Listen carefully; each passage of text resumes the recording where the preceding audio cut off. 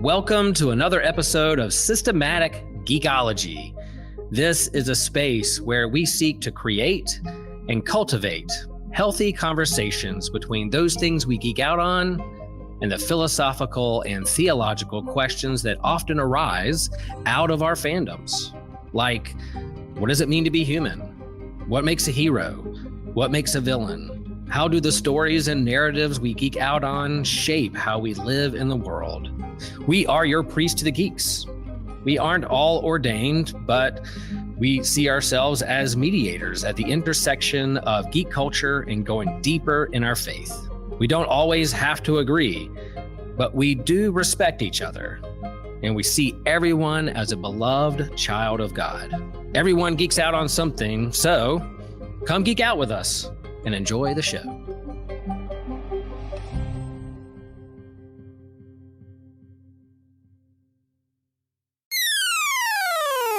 This show is a proud member of the On Us All Podcast Network.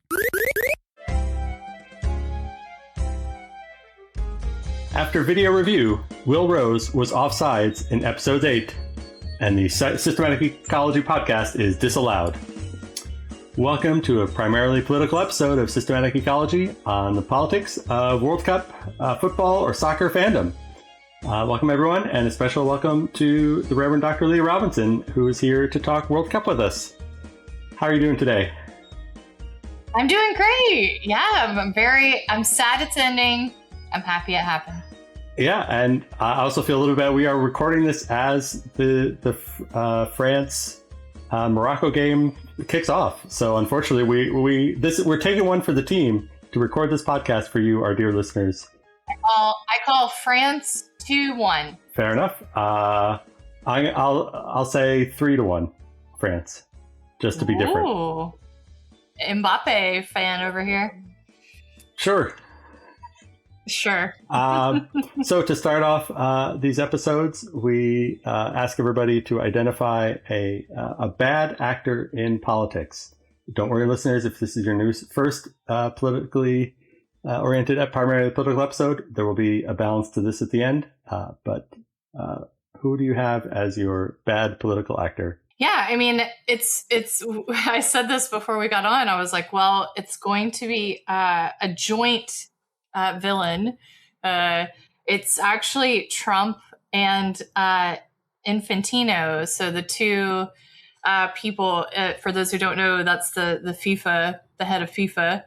And if we're doing World Cup today, those two have been quite the villain duo in the World Cup world of this past week.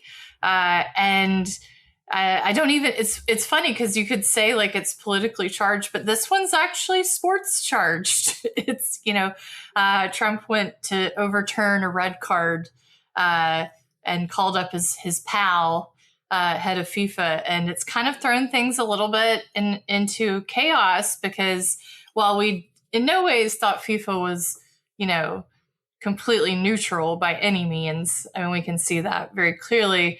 We certainly haven't had political figures interfere with the games. And that was kind of one of the that we knew of, I should say.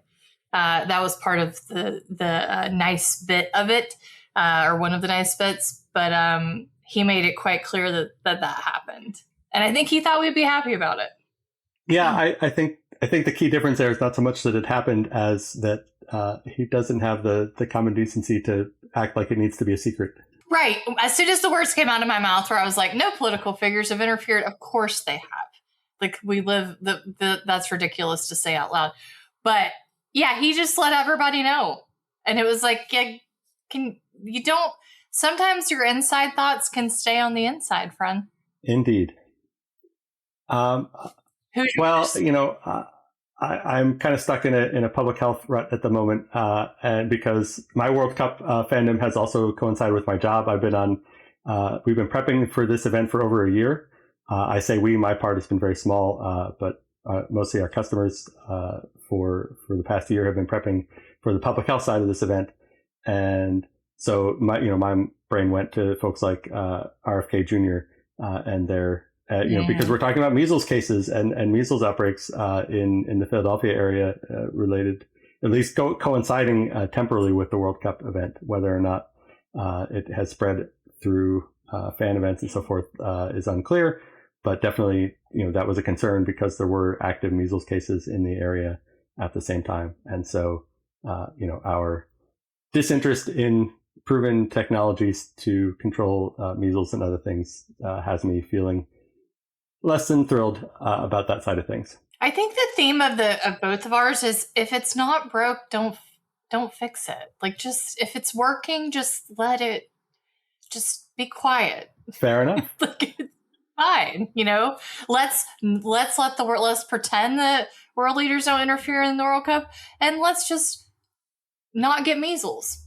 Like, we've been able to do it in the past. Let's keep on. Very, very good. Yes, we've done it before. We can do it again. Yes. So we've already kind of started to get into the meat of things, but let's rewind a little bit and remind folks that they can get a fabulous T-shirt, the primarily political special T-shirt for the Systematic Ecology podcast, as part of this series. That is available from our Fourth Wall site. There will be a link in the show notes, the show description. However you're listening to and or watching this, there will be a link somewhere associated with it that will take you there. You can get this snazzy shirt for yourself. You can also, while you're there, sign up to become a supporting member and get a shout out like James Barrett, who we are thanking today for his financial contributions to making this podcast possible. Mostly like hosting things and technology and things. It's not putting money in our pockets. At least I'm not seeing any of that money. I assume you are not either. No, it's not going to. No.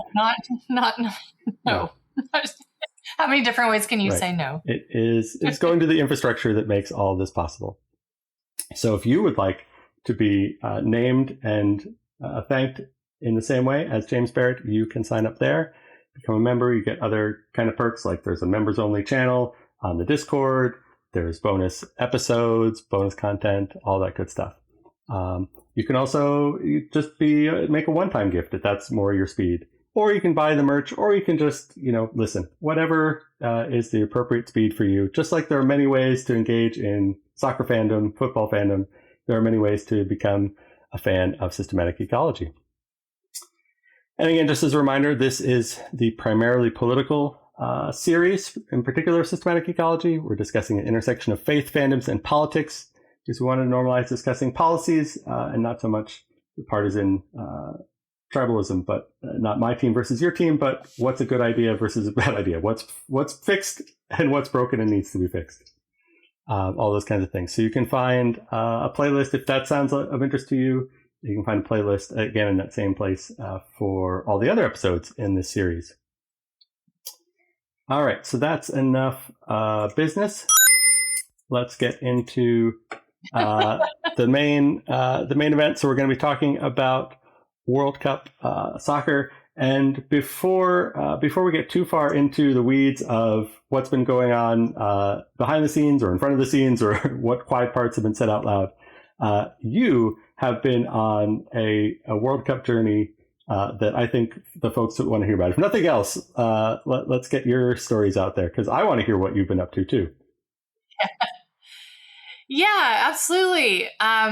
Well, I will say that I did not keep up with the World Cup. I'm definitely a poser when I was a young person, but I moved to Scotland in 2007. I was there for 11 years, and there's really no getting away from it. And one of the things I think that's very important for especially American listeners to realize, everyone else will already know this, is that the World Cup is a huge, huge event.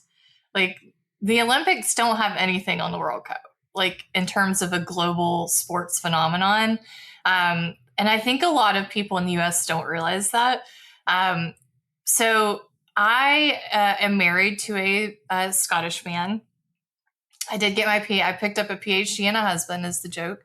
The PhD was first, but the husband was second, and he's Scottish. And it was funny because we were sitting around and he was like, it'd be kind of cool to go to Boston for that first World Cup game. Because for reference, Scotland has not been in the World Cup since 98.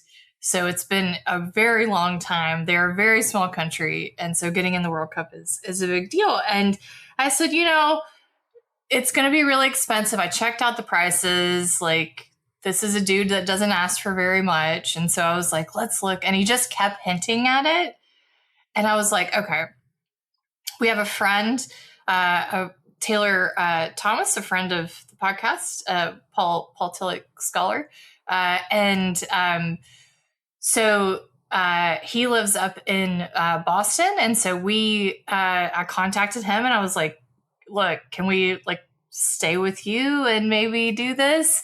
And so we shipped up to Boston, and Taylor was very kind and accommodated us and took us around. And I want to say that as soon as we got off the plane from Charlotte to Boston, it was just kilts everywhere. Like all of the sort of TikTok / whatever reels, Instagram reels, all these other things that you saw that you're just like, that can't really be what it was like.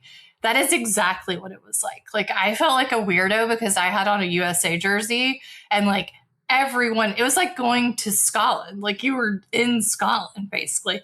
We would walk the streets and we dropped our stuff off and started walking around, and it was the day before the game. It was the Friday, and people were in such a good mood. They were chanting, they were singing, like they were walking the streets, drinking. And I was like, oh my gosh, they're all going to get arrested. And the Boston PD were just like, I don't see anything. It's fine.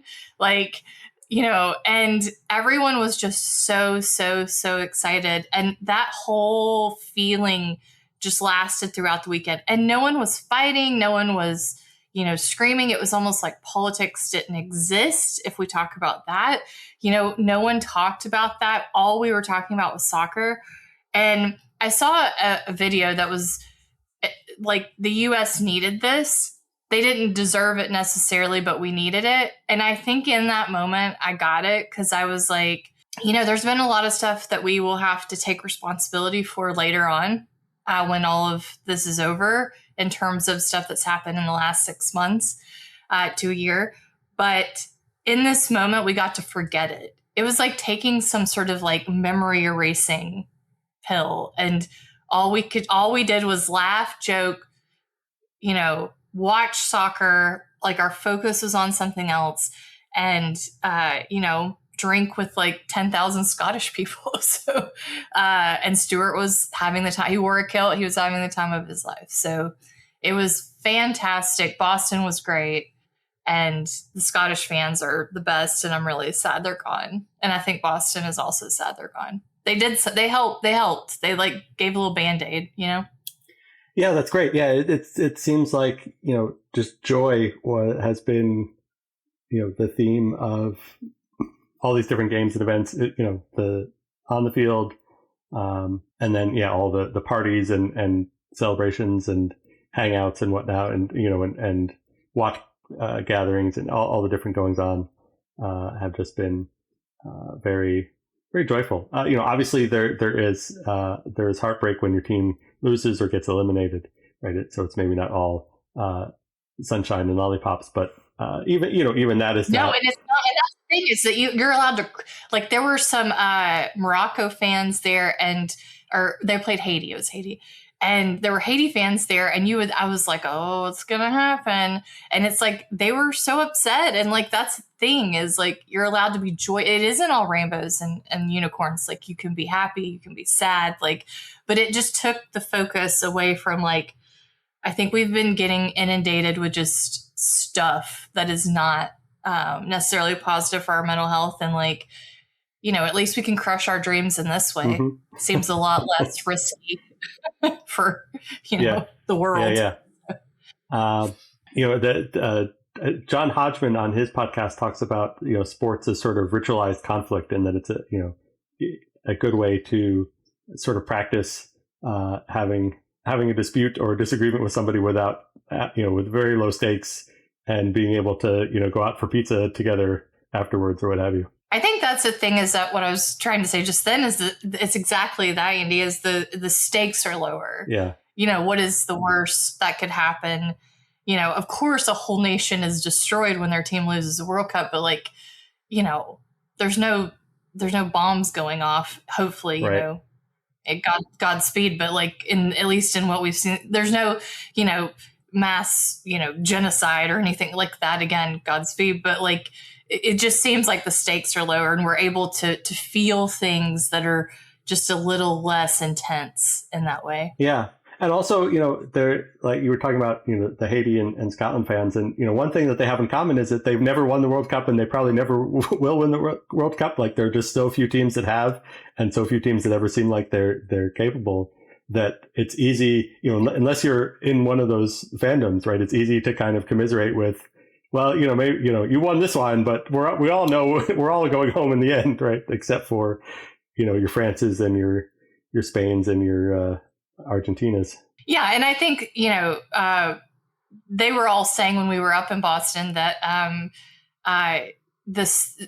once you get out of the group stage, it gets a little less nice. There's that too. Yeah, we're all hugging now, because these are teams that are probably not going to make it past this round. So we're all just, it's like a participation trophy. We're all just happy to be here. Yeah, exactly. So. We just want to take a moment to ask you all to consider sponsoring our show. You can do so by becoming a member in the website down in the show's description. It takes a lot to keep this show running, as far as editing equipment, paying the site that platforms our show to, all the different mediums where you listen to your podcast, going to events. There's a lot of cost behind this. And I was thinking of the most fun way to do this ad, and I was going to do like, you know, one of those songs where it's like there's a log on the lake, and then by the end it's like there's a speck in the eye of the flea on the log on the lake or something.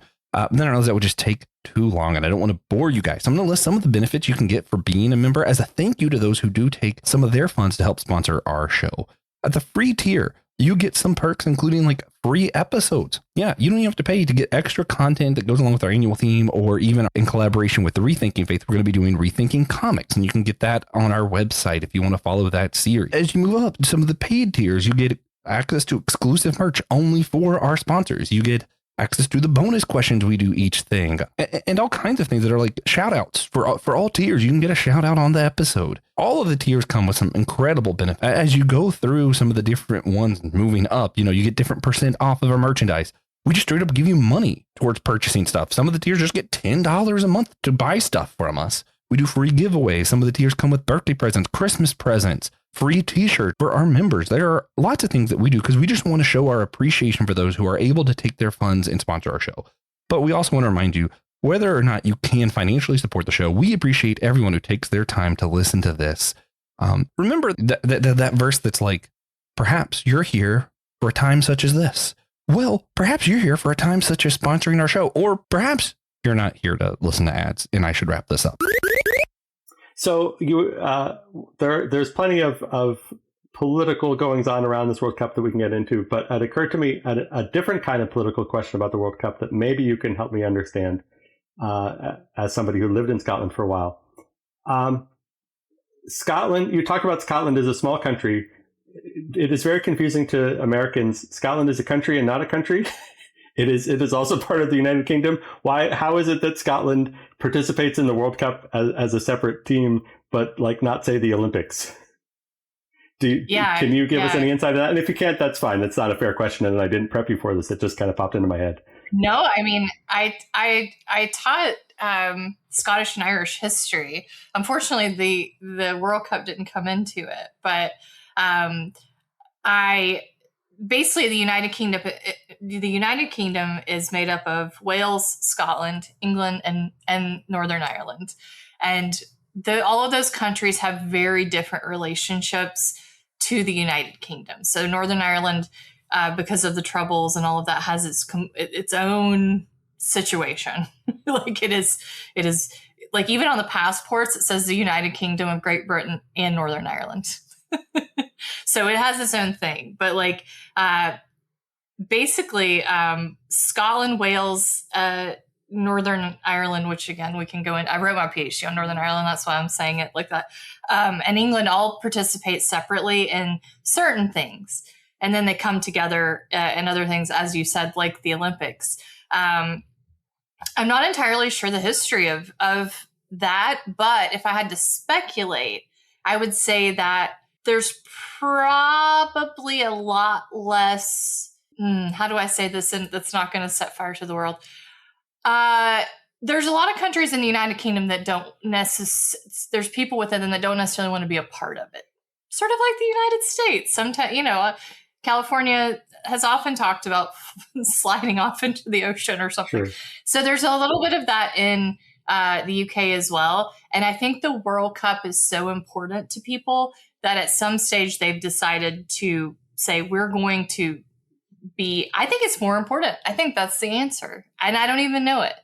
But I think that they hold it so dear in terms of patriotism that they're like, we are going to be Scotland. We are not going to be, the UK. And I honestly think the Olympics, the word we've used is stakes. And I think the stakes are lower, which sounds crazy because it's the Olympics.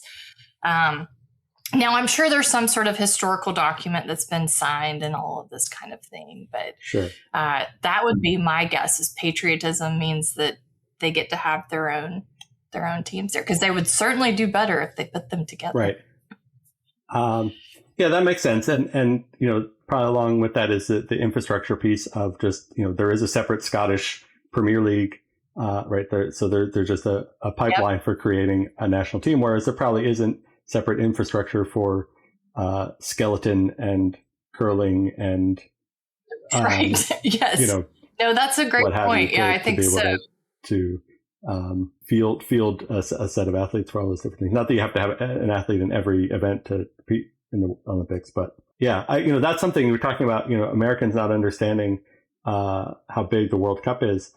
Something that's kind of been boggling my mind a little bit is as I've paid a little bit more attention to international soccer and things. Let's be honest, we got into watching Welcome to Wrexham with Ryan Reynolds and all, and learning a little bit more about such things and discovering that like London has 8 or 9 Premier League teams and then more teams at the other club levels as well. And so just like imagining New York City with 9 baseball teams and going, okay, well, this is a very different sport. What really highlighted that for me was all the discussion about, and this will bring it back to the current World Cup, all the discussion about how Europeans were going to come to the United States and die a terrible death in road accidents because they were going to try to walk to our stadiums that are not built for that kind of thing. And there were all these signs. At least there was a sign in a hotel in northern New Jersey that made the rounds as if, there may have been others, but this one got popular. But, just a sign in the hotel lobby saying it is illegal for you to walk to what was called New York, New Jersey Stadium, the MetLife Stadium. Yeah. This is another FIFA thing is they've taken off the branding. So like I'm from Atlanta. I know that the stadium is called the Mercedes-Benz Stadium, but they've covered up the Mercedes-Benz because it's not a sponsor of FIFA. Right. And it's the Atlanta Stadium. Right. And it's like, but I don't know if you saw the Levi's thing because they have that very distinct logo. Right. They covered it up in the shape of the logo to be funny.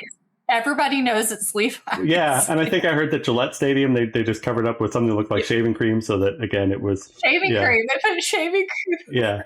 So there's been a lot of like quiet... Yes. So, but also, again, there's going to be a lot of stuff to look back on is that a lot of the reason people are walking is that they've jacked the prices to the public transportation. And even without that, the infrastructure was to get to...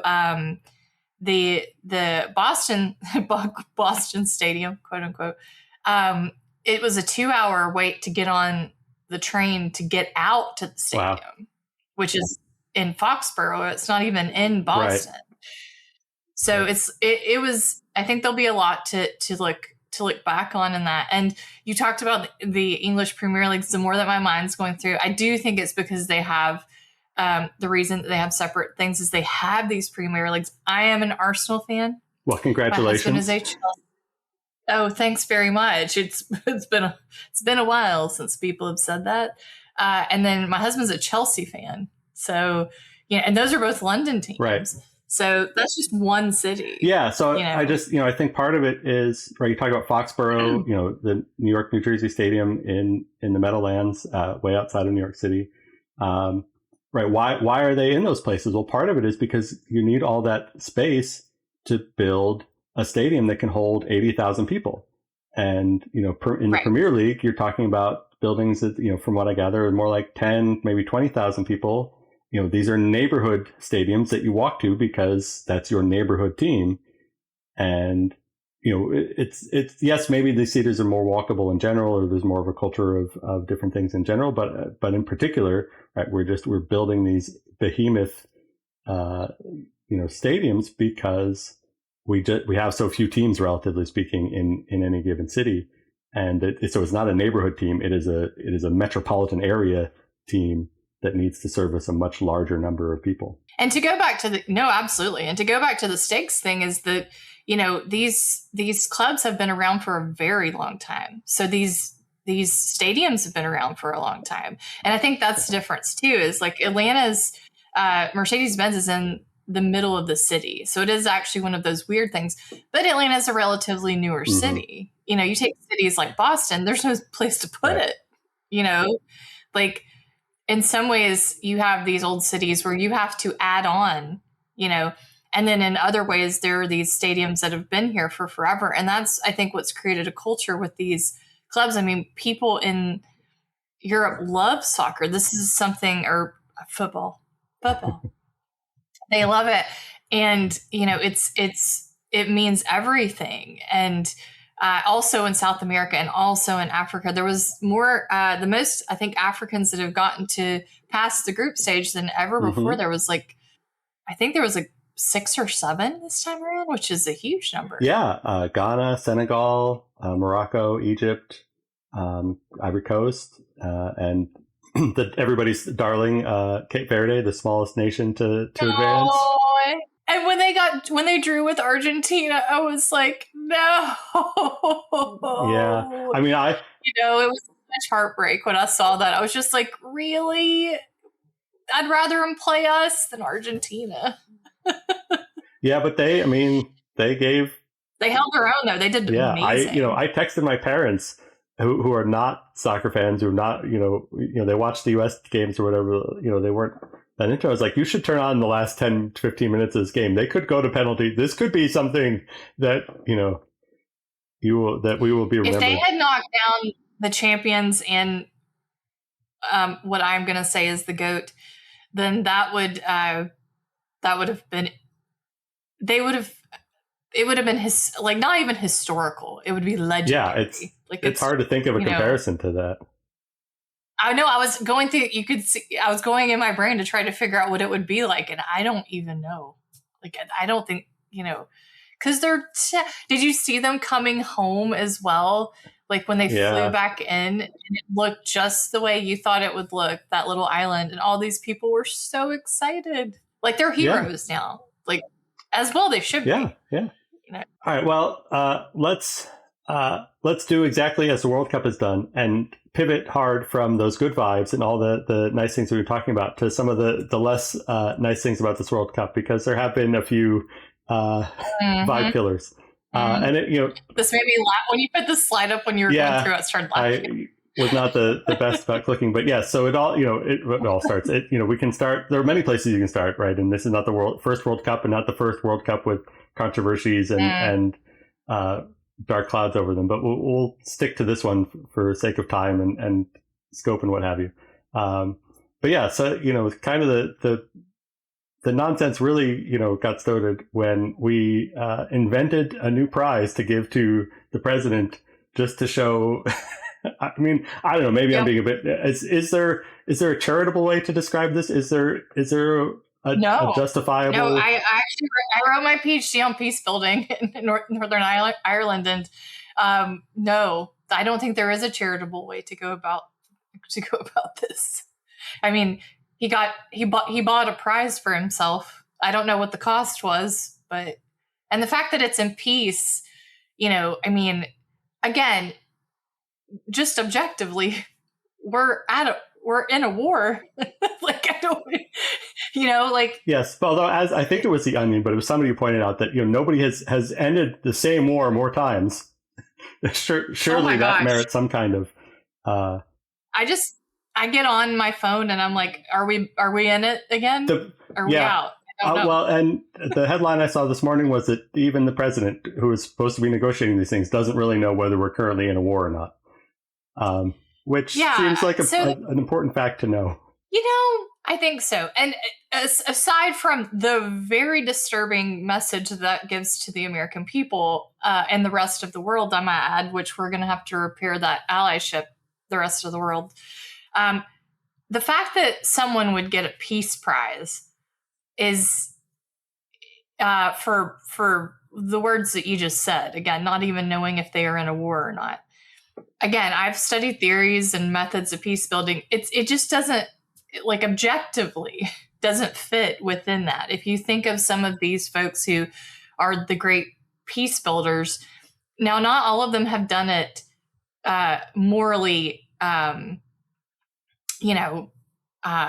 Mm-hmm. There's not all of them have done it in a way that would be morally acceptable. But I haven't seen this happen at all. It's a difference to get a peace prize for maybe, utilitarianism, the greatest good for the greatest Mm-hmm. number. And maybe there was some shady stuff that happened along the way. But, like, I've not seen anything that would merit this. But also it's not real. It's real now, but it wasn't real before. Sure. And, I suppose the charitable statement to make there is neither was the Nobel Peace Prize until, Alfred Nobel until it was. made a lot of money selling weapons and bombs and other things, and, wanted to perhaps cleanse his legacy a little bit. And again, maybe that's not even the most charitable version for Alfred Nobel, but everything has to start somewhere. Well, it would be interesting, Andy, to see, and I don't know the answer to this. I maybe should, but I don't. Is who was the first Nobel Peace Prize winner? Do you know that? I do not off the top of my head. I don't either. But the thing with the FIFA prizes, yes, absolutely. The charitable way to look is everything has to start somewhere. But this is the start. Yeah, it was an odd way to get going. Yeah. So I think too, the relationship that Trump has with the Peace Prize, which is that it's been very the Nobel Peace Prize, as you mentioned, it's been very contentious. He has been asking for one, which I'm not sure that's how that works, but that's how it's happened. They have said no. He has gotten peace prizes from other people, which the Nobel people have said that's also not how that works. You can't just take someone's prize. And now it just feels like a kid that's, like, trying to get the toy on the playground, and suddenly, just, like, finds the rich kid, I guess, to make him one. I guess it's better than everyone else's. And I think that's what's happened here. Now, what they do with the second year will be interesting. As you said, charitably, we'll see how that goes. If Vladimir Putin gets it year 2. Yeah, I don't even know. Is it an annual thing? Is it every 4 years thing? Oh, I don't.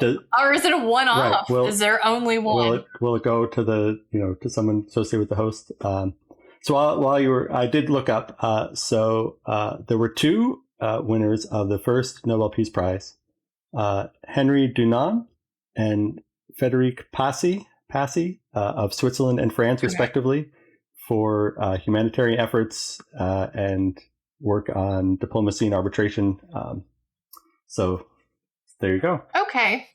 Well, trying to clean up an image, that feels like the right way to do it. Sure. This feels like, you got your pal a participation trophy, I guess. I don't know. Their relationship is strange. And I do think that out with partisan politics, which at this stage, it's starting to get a little ridiculous even to say that. But outside of that, if we're talking about the World Cup, this was strange to have that at the beginning. Again, as you said, if it's just about giving it to the host country, then that's okay, I guess. That's FIFA's right to do whatever. If we keep going along with it, then it's their right, I guess. But it does sort of set a precedence that what is the relationship between the host country and how they interfere with the game. And I think that's going to be a question. Also, a side note, I keep saying host country, there's 3. The other 2 didn't get peace prizes. That's a very good point. Canada and Mexico, I'm pretty sure their presidents and premiers didn't get prizes. To my knowledge, no, I don't believe they did. That's a good point, and it's easy as people in the United States. I was going to say Americans, but again, that's even a challenging word to use in this context, right? Because we were reminded at the Super Bowl, and among other times, that everybody else considers themselves Americans who lives in North and South America. We just don't have a good word for that. USAians. We've failed to come up with a word because we don't have to, because we get what we want. Nuance is not our strong point. But yeah, so this is the North American hosted World Cup, jointly with Canada and Mexico. But they seem to have avoided. They may not be getting prizes, but they've also avoided notoriety as well. So right. if we, trying to go through a little bit more, just kind of acknowledging some of the other things that have gone on here, right? We had issues with lots of people coming in. I think the most high profile specific individual was the Somali referee Omar Artan, who, as best I could tell, was turned away and that nothing was resolved there, or it was resolved in the sense that he had to leave, but that there no changes were made. Nobody called and got that suspension suspended. It's almost like we're picking and choosing here. Yeah, no, I think that was a disgrace. I think it should be said that the World Cup typically, wherever it resides, there's all kinds of ethical issues that have gone along with hosting these events. But I think we have to acknowledge very, openly our own version of that. And I think this was one of the first things, this and people getting their, what's it called? The thing that you have to, the entry Visa? Form that you have. Well, it wasn't well, yeah, those two, but there was some form that the Europeans, I think people from friendly, quote unquote, friendly nations, i.e. white nations to us. I say that sarcastically, by the way. They fill out this form and then they don't have to get a visa, basically. And so a lot of them were the Scottish people were getting denied. They bought these tickets for $800 and they couldn't get in. This guy's worked, his whole life to be this. I don't know his background, but I'm going to go ahead and say that with confidence that he's worked his whole life to go to this, and to deny it based on, did they have a reason for denying it, or was it just the region he was from? I could have maybe done more research. The few news articles that I saw were not able to provide those details. Basically saying that they were not provide. The State Department or whomever would not provide those details, and just kind of cited general national security concerns. But yes, it makes it look like it was because he was from Somalia and not without in the absence of providing more details. And then he wasn't white. Yeah. It's hard to. Well, and I think too they're doing a lot of stuff that I do history and politics, and we should be paying it. And people say, pay attention, pay attention. It's hard because we're getting inundated with stuff to pay attention to. But it reminds me a lot of what you just said of the Patriot Act that we had during the Bush era, which is basically it was this idea that it's national security. We can do what we need to because it's national security. And it's well, they do still have to be held accountable. Okay, he's from Somalia, but so what? He's a FIFA referee. I'm pretty sure his paperwork was probably done well, I'm assuming. But then we just say, well, it's national security. Right. It's a shame. Yeah. It's a shame. And, if we're going back a little bit and trying to be, not totally partisan, right? I think it's also fair to, to say that the Obama administration didn't cover itself in glory, and how it continued to use the Patriot Act and things like that. And, the Obama 100%. Peace Prize was also a little bit of, this is on vibes, maybe more than record at the time that it was given, 100%. and so forth. So, this is not a one person problem. This is not a one country problem. But these are the specifics of this particular World Cup incident. Correct. Yeah, no, this is not to say that. I mean, I think there's stuff that is being done in this administration that has gone far beyond any administration that I've studied in the U.S. And that needs to be paid attention to, because there are certain, intense atrocities that are taking place that need to be acknowledged, especially in Iran. But, I do think that certainly the pattern, as you said, of stuff has occurred in past administrations. And part of that is power and prestige and money. It's my little Karl Marx rant there for a minute. Fair enough. So let's see. We've already, this is getting me a little bit more onto the field action. What actually happened at some of the games. And this will always be every World Cup, every sporting event. There will be questions raised about why was this officiating call made? Why was that officiating call not made? But it is hard when it feels like it's favoring the favored countries and going against the smaller countries. This particular one was against Egypt. That was kind of the most recent high profile one, where an Egypt goal was disallowed because of a foul that happened way before. Now, my recollection, there's a lot of like, well, this would never have been called without video reviewer. But I feel like I am aware that soccer does, or football does, have this concept of continuing action, and that there's a sequence, there's a chain of cause and effect, and a foul earlier in that chain of cause and effect can wipe things out. Now, maybe it's harder, without video review to go all that way back, but I'm not sure this is entirely unprecedented. But it certainly was deflating. Certainly, it raises all kinds of questions of, well, then why didn't they review this about this goal, or why didn't they look at that about that goal? And I think that's probably the bigger issue, is less any particular instance of things and more about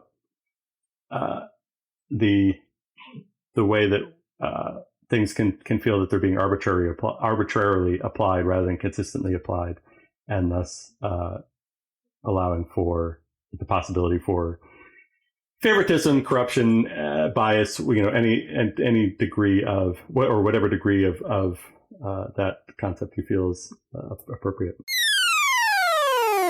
Howdy guys, I really hate to interrupt, but my name's TJ, and I'm here to tell you about our new merch. We have incredible new stuff with Fourth Wall.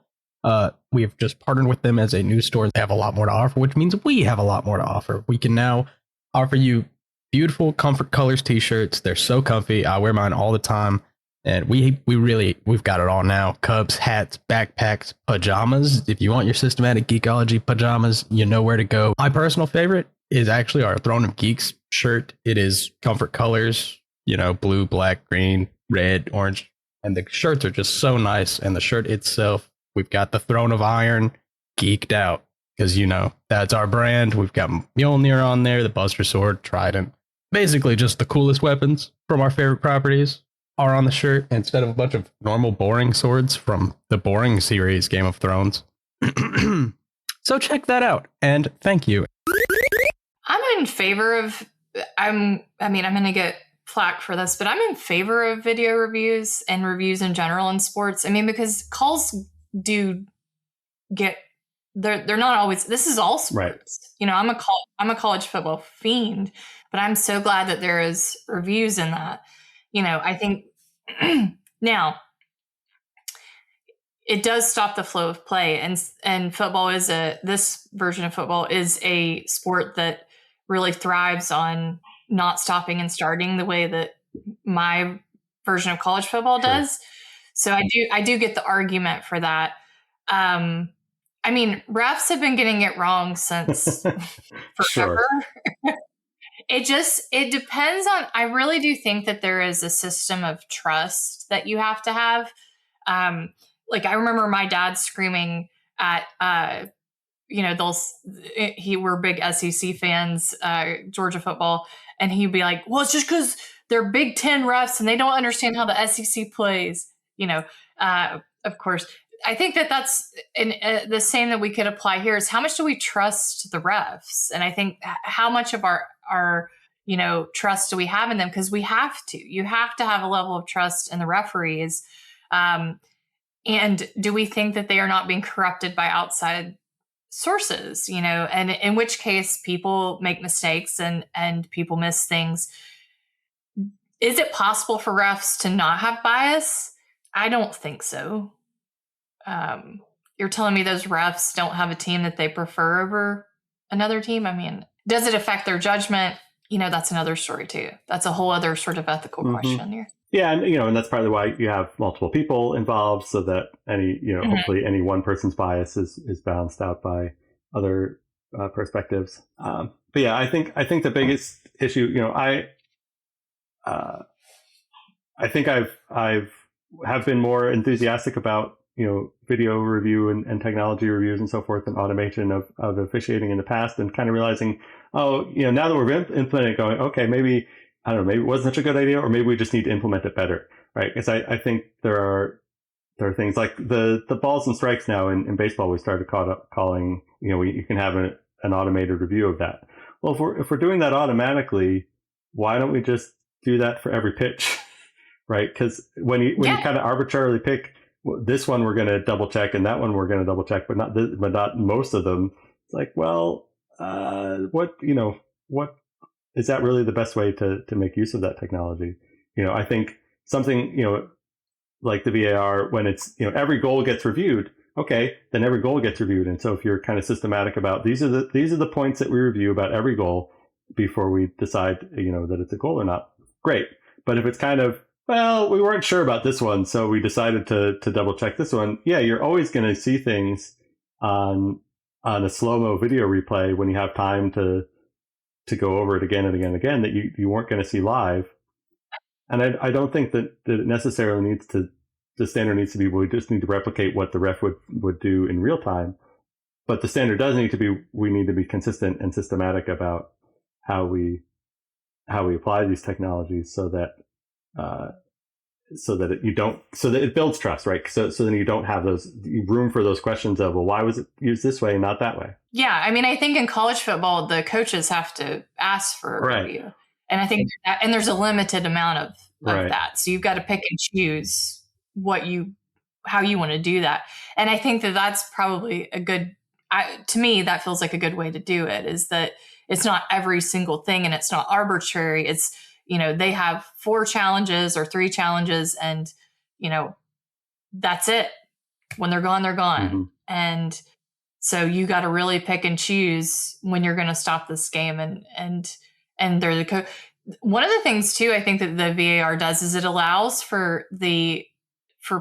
and a lot of video review in all sports is it allows for kind of the audience to be the referee in a way. Now I don't trust like watching Scotland with my husband and he's like, that's clearly not, a whatever. Mm-hmm. And I'm like, sir, you are not a reliable narrator. Right yeah. Like, I'm sorry. But like, it does allow people who are not that way to be like, I'm not sure about that. Like, I can look at this. I like Argentina because I like Messi, but like, I don't have a deep, strong feeling for either of these teams. And I'm looking at this going, is it like, so I think it allows for that, like in a way is that you can, it sets up more of a debate and it doesn't leave it on the refs so much, whether that's a good thing or a bad thing. I don't know. Well, and that ties into, we've already talked a little bit about this. And we're running along on time, so I don't want to get too much further into it. But yeah, this was I think a good example of both, everybody at home gets to be a referee, and also that things look different when you take still images and slow motion than it looks at, full speed. looks like a karate kick in this. In this yeah, and there was something similar in the NBA Finals. There's a rule about not when a shooter jumps up to take a shot, not standing in their landing zone. And there was an incident where one player, in the kind of still shots, again, it looked almost like a karate kick of I'm going to come down and try to break your leg. But watching it happen as in full speed, you kind of go, well, I'm not sure that he has that much. Like, do you have that much control over where you are? Where your limbs are going in that space, in that limited amount of space, and when you're that big of a person and all, and yeah. And I don't think, for me, like, it didn't look like a red card at the time. Mm-hmm. And again, I'm biased, of course we all are, but like at the time, I don't think this would have been.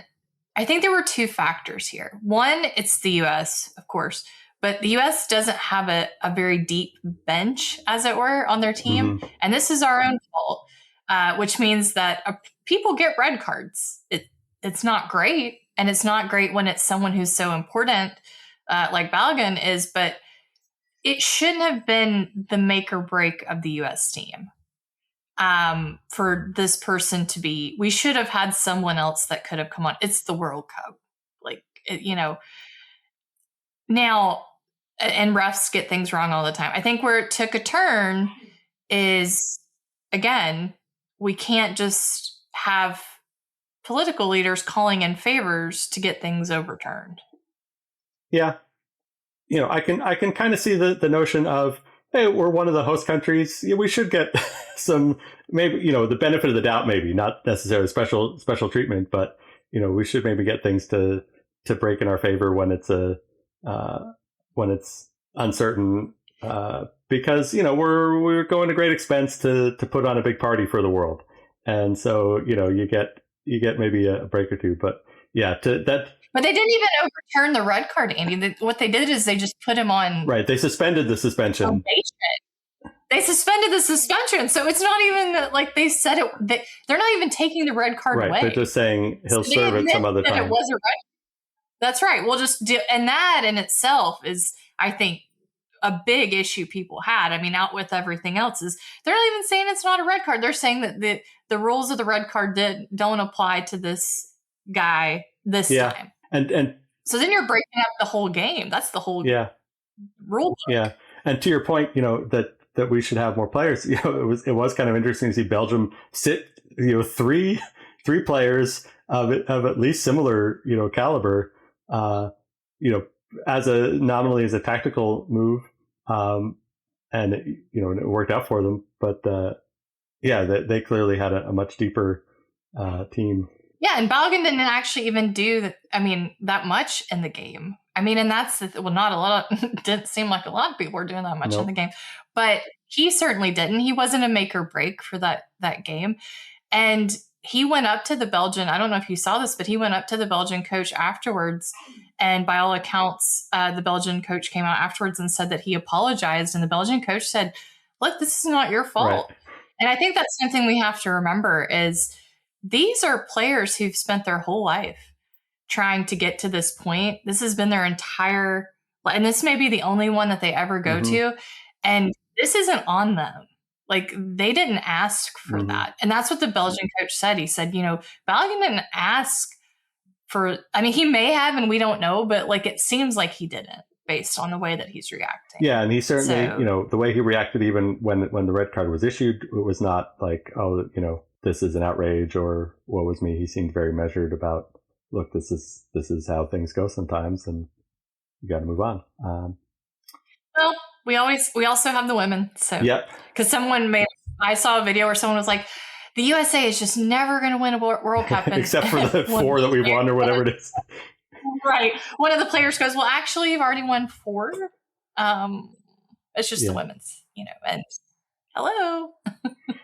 So maybe that helps us to pivot to a little bit more of some positive vibes again. I'm just reminding us that, while there's all this political machinations that can go on, it also, these kind of sporting events can be a great opportunity to bring world cultures together, people of the world together, and just share our common enthusiasms, but also our distinctives, right? Our Viking rowing and our traffic cones on statues and all these great things. My husband's a Red Sox fan now because the Red Sox had a Scottish night. He's got the jersey and everything. It's, he doesn't care about baseball at all. But, I think it was one of those things is I do think that a lot of the videos that show people coming together, it was very heartwarming. And I think we need to give ourselves space to allow for that. And I think because of all the stuff that's going on in the background and all the noise, do see the positive things that are happening. Of course, there's the people who are going to Buc-ee's for the first time or having barbecue, and that's fun. Yeah. But there's also, I saw it firsthand and it was real. There was, I will put a picture that hopefully maybe we could put up on the Systematic Geekology of Stuart finding somehow from every nation that they played in the group stage. So Haiti, Morocco, and Brazil. He's got a picture with each of those fans where they're all hugging and in his kilt and Scottish top. And I think that there is something in that, is that it does bring the world together and people are so passionate and that passion comes through, but it comes through in a positive way, which I think it doesn't always do in sports. And it's been great. And while now my husband is ABE, which is anybody but England. So he's definitely going to be cheering on those Norwegians down there. But it's still in fun, and I think that it's a great event and I'm glad we got to do it. And I think we needed it. Yeah. Well, I think that is a great note to end on. So we'll wrap up our soccer conversation there. And we'll use that as an opportunity to talk about now our positive political actor that we want to lift up as well. Do you have somebody in mind that you'd like to throw in here? I do, yeah. Raphael Warnock and John Ossoff in it. I'm from Georgia, so Ossoff and Warnock are two of our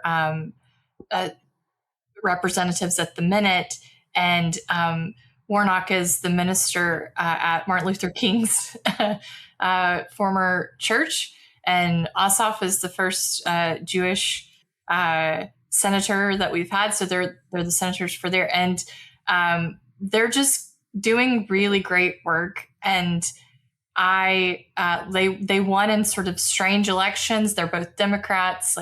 It's Georgia. I've lived in Georgia most of my life. It's not a common thing. Warnock is African American. They're an unlikely duo, but they're really doing some good stuff, and I appreciate them. So that's my good political actors of the day. Cool. I think in going with the sports vibes, Mayor Mondami of New York City has been on my mind a bit because I am a Knicks fan, and it was exciting to watch the Knicks win the NBA Finals after many, many years. And, it was exciting to see the mayor kind of being part of this unifying effort, again, kind of highlighting the way that sports can bring people together, unifying the city of New York, unifying Knicks fans around the country and around the world. He's still a relatively new politician, right? Not necessarily I'm endorsing every policy decision that he's made so far and will make in the future, but I do think he definitely understands that spirit of how to build consensus, build enthusiasm around things, and bring people together as opposed to trying to pit people against each other. And I hope that serves the city of New York well going forward. Yeah, it was nothing greater than seeing, and I don't know her name. I apologize. W-O, I think. But anyway, was that hanging out with the Scots? The mayor of Boston was hanging out with the Scottish people, and it was fantastic. I think the reps for the cities who have hosted have been really great. Great. All right, so we want to again thank James Barrett for his support of the podcast and remind you that you can also support us. And again, you can get one of these nifty, primarily political t-shirts. If you enjoy our approach to discussing the politics of the different things that we are passionate and geeky about, then you can support it that way. There's other merch available if that particular style of shirt is not your cup of tea. There's non-shirt merch. There's all kinds of things you can get there. Or you can just provide us with a regular contribution or a one-time contribution to support the logistics of the show.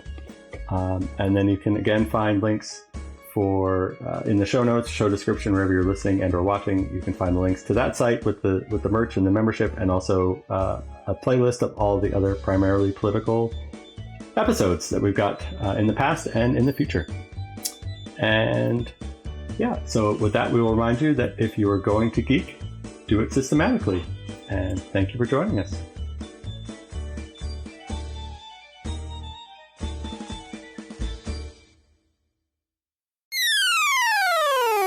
Hey guys, Christian here. Have you ever wondered how you can support systematic ecology? Well, we've made it a lot easier for you by going to Fourth Wall. Instead of what we've done in the past, Fourth Wall makes everything very easy for everyone involved. Everything is in the same spot. So if you want to find a way to become a member and get access to our exclusive memberships and all the giveaways that we're going to be doing, Fourth Wall is the way to go. As well, if you want to see all the extra episodes and content that we only put to our members, that's the best way to go. Feel free to rate and review us there. You can also leave a donation or tip if that's something you're interested in. And as well, you can help support our All Reading Counts initiative that we do. All the donations that go to that go to our libraries. You also, if you really want to, it's like, man, I really want to hear more episodes about Christian for some reason. Or even for reasons I don't understand, you want to hear Joshua more often. We have episodes listed by host. You can see everyone there. If you have a favorite host, head that way and support the episodes that they're on. You also find a link to our YouTube page. And we may be adding some special content beyond what we've promised. Everything that was once in multiple different locations and you didn't know where to go, well, it's all in that one convenient place. If you want to know exactly where to go, the link to this will be in the description below. This is Joshua Knoll. I am one of the hosts of this podcast. I am also host a few other shows on the Anazal Podcast Network that this show is a part of. If you want to hear more from me, you can check out the Whole Church Podcast, where TJ and I go through talking to people from various different church traditions to see what can be done to better harness church unity in the world today. You can also hear me on Be Living Water, where I talk about Taoist Christian beliefs and examine various media like the Book of Daniel and Les Miserables through a Taoist Christian perspective. You can also hear me as I do some of the voice work for the Bible After Hours, where the foul-mouthed preacher goes through the Bible from a more progressive point of view. Thank you guys for listening, and I hope you'll consider checking out these other shows on the Anazal Podcast Network.